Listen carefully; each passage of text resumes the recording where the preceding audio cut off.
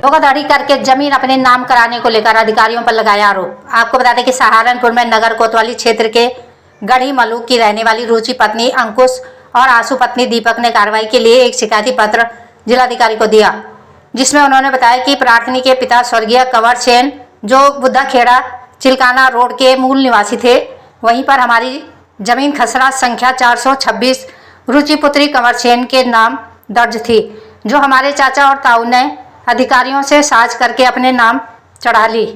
हमारे पास अपना कोई अस्थायी मकान नहीं है, किराए के मकान में रहते हैं। इस जमीन के अलावा हमारे पास जीवन यापन करने के लिए कोई साधन नहीं है। सहारनपुर से प्रीतम कश्यप की खास रिपोर्ट।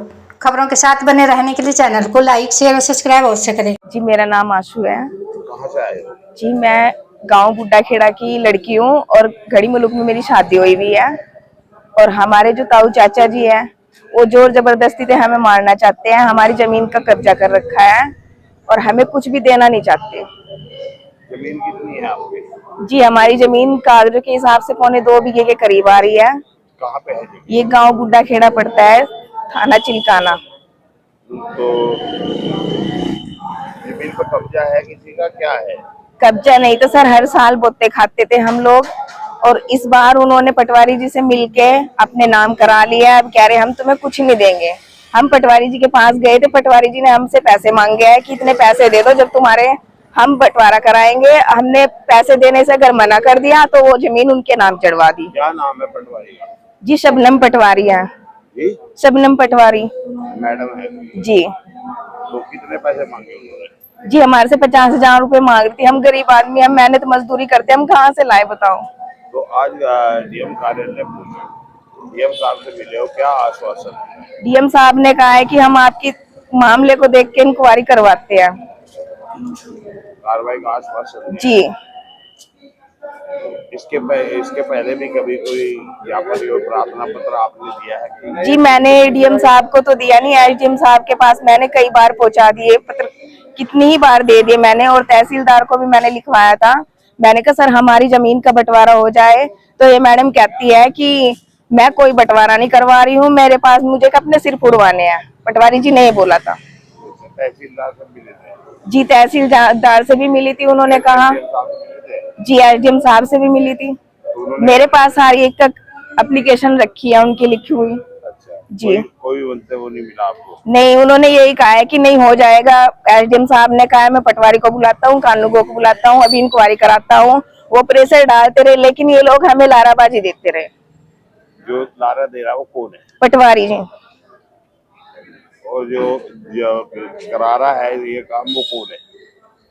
जी, जो करा रहा है कानूगो साहब ने तो ये कहा है कि आप पटवारी जी से मिल लो। वो तो क्या देते थे, एसडीएम साहब कानूगो को कहते थे, कानूगो जी उनको बोलते थे, तो पटवारी जी कुछ करती नहीं थी। हमारे जो ताऊ का लड़का है जोगिंदर, वो तो एक्सपायर हो गया। उसकी जो घरवाली है मौसमी। क्या नाम? मौसमी। क्या चाहती है? वो चाहती है कि हम तुम्हें कोई जमीन नहीं देंगे, अगर तुम यहाँ आए तो तुम्हें जान से मार देंगे। जमीन हमारी है, आज भी हमारी है, कल भी हमारी रहेगी। कब्जा तुम्हारी भाभी का है? जी, वही वो खा रहे हैं फिलहाल तो। नहीं देते है वो तुम्हारे? हम जाते हैं। हाँ, छोटे वाली बहन के नाम थी।